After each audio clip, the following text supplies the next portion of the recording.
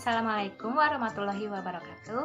Halo semua, perkenalkan kami dari kelompok 5 semester 6 kelas D yang beranggotakan saya Mas Rifa Azhara dengan NPM 037119778 dan teman saya. Perkenalkan, nama saya Rina Rahmawati dengan NPM 037119089. Di sini kami akan menjelaskan mengenai konsep hukum negara Indonesia. Apa itu negara hukum? Negara hukum merupakan negara yang penyelenggaraan kekuasaan pemerintahannya didasarkan atas hukum. Hukum sebagai dasar diwujudkan dalam peraturan perundang-undangan yang berpuncak pada konstitusi yang berisi kesepakatan bersama. Dengan demikian, di dalam negara hukum menempatkan hukum sebagai hal yang tertinggi atau disebut dengan istilah supremasi hukum. Selanjutnya, konsep negara hukum menurut beberapa pandangan. Yang pertama, menurut Eropa kontinental, konsep negara hukum lebih menekankan pada perlindungan hak-hak asasi manusia dengan tugas pemerintah berdasarkan undang-undang dan dukungan adanya peradilan administrasi.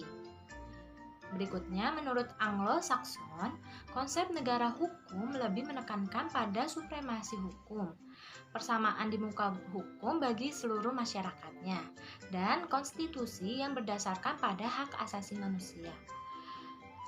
Selanjutnya, menurut sosialis, secara umum, konsep negara hukum mengatur hak-hak masyarakat yang lebih rinci.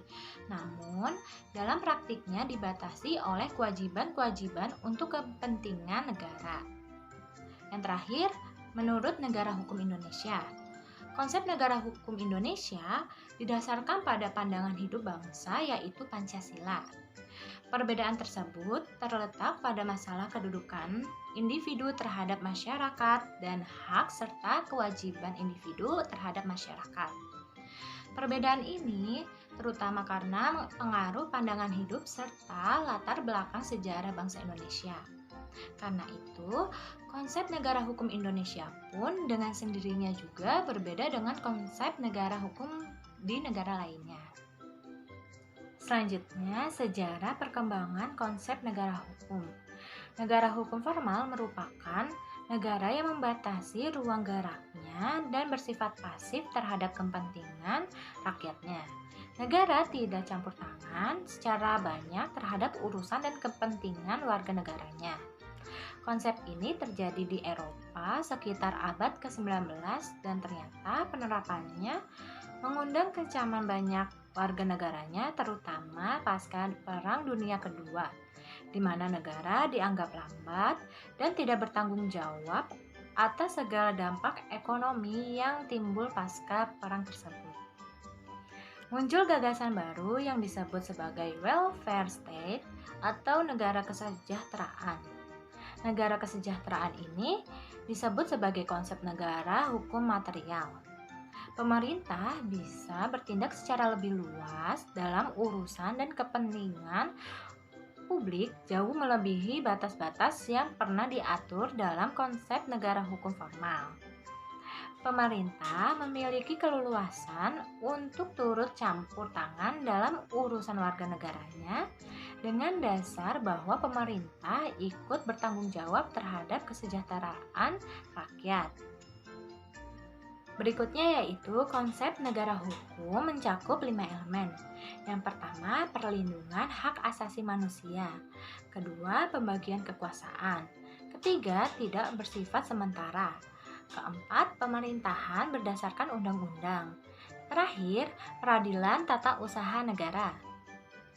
Selanjutnya yaitu unsur-unsur negara hukum Indonesia. Yang pertama, pengakuan, penghormatan dan perlindungan hak asasi manusia yang berakar dalam penghormatan atas martabat manusia. Yang kedua, berlakunya asas kepastian hukum. Negara hukum untuk bertujuan menjamin bahwa kepastian hukum terwujud dalam masyarakat. Ketiga, berlakunya persamaan dalam negara hukum. Pemerintah tidak boleh mengistimewakan orang atau kelompok orang tertentu tertentu atau mendiskriminasikan orang atau kelompok orang tertentu. Keempat, asas demokrasi di mana setiap orang mempunyai hak dan kesempatan yang sama untuk turut serta dalam pemerintah atau untuk mempengaruhi tindakan-tindakan. Terakhir, pemerintah dan pejabat mengemban amanah sebagai pelayan masyarakat dalam rangka mewujudkan kesejahteraan masyarakat sesuai dengan tujuan bernegara yang bersangkutan. Materi selanjutnya akan dijelaskan oleh teman saya, yaitu Rina Rahmawati. Ciri-ciri konsep negara hukum. Yang pertama, perlindungan terhadap segenap bangsa Indonesia dan seluruh tumpah darah Indonesia. Yang kedua, kemajuan kesejahteraan umum. Yang ketiga, pencerdasan kehidupan bangsa. Yang keempat, keikutsertaan dalam memelihara ketertiban dunia yang berdasarkan kemerdekaan, perdamaian, abadi, dan keadilan. Di samping itu, konsep negara hukum Indonesia juga dipengaruhi oleh Pancasila sebagai kumpulan nilai-nilai dasar yang diakui bersama bangsa Indonesia dan menjadi landasan praktek kedaulatan rakyat, yakni ketuhanan yang Maha Esa, kemanusiaan yang adil dan beradab, persatuan Indonesia, dan kerakyatan yang dipimpin oleh hikmat, kebijaksanaan dalam permusyawaratan perwakilan, serta keadilan sosial bagi seluruh rakyat Indonesia. Dengan demikian, negara hukum Indonesia yang dijalankan haruslah senantiasa memperhatikan aspek ketuhanan, kemanusiaan, persatuan, permusyawaratan, dan keadilan. Penegasan konsep negara hukum Indonesia menjadi penting agar ciri khas yang dimiliki bangsa ini tetap terpelihara. Dalam perkembangannya, konsep negara hukum tersebut kemudian mengalami penyempurnaan yang secara umum dapat dilihat di antaranya. Yang pertama, sistem pemerintah negara yang didasarkan atas kedaulatan rakyat.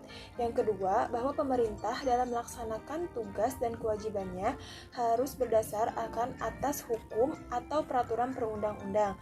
Yang ketiga, adanya jaminan terhadap hak asasi manusia atau warga negara. Yang keempat, adanya pembagian kekuasaan dalam negara. Cita negara hukum Indonesia, supremasi hukum, persamaan dalam hukum, pembatasan kekuasaan, organ-organ campuran yang bersifat independen, peradilan bebas dan tidak memihak, peradilan tata usaha negara, peradilan tata negara, perlindungan hak asasi manusia bersifat demokratis. Asas legalitas dalam setiap negara hukum dipersyaratkan berlakunya asas legalitas dalam segala bentuknya, bahwa segala tindakan pemerintahan harus didasarkan atas peraturan perundang-undangan yang sah dan tertulis.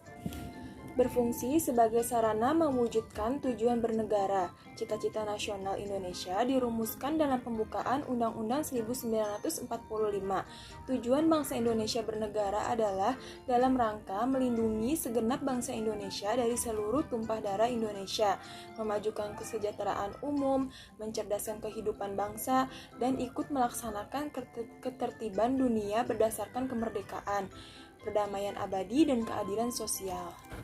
Jadi kesimpulannya, konsep negara hukum sebagaimana tercantum dalam ketentuan pasal 1 ayat 3 terkait erat dengan kesejahteraan atau paham negara hukum material sesuai dengan bunyi alinea keempat.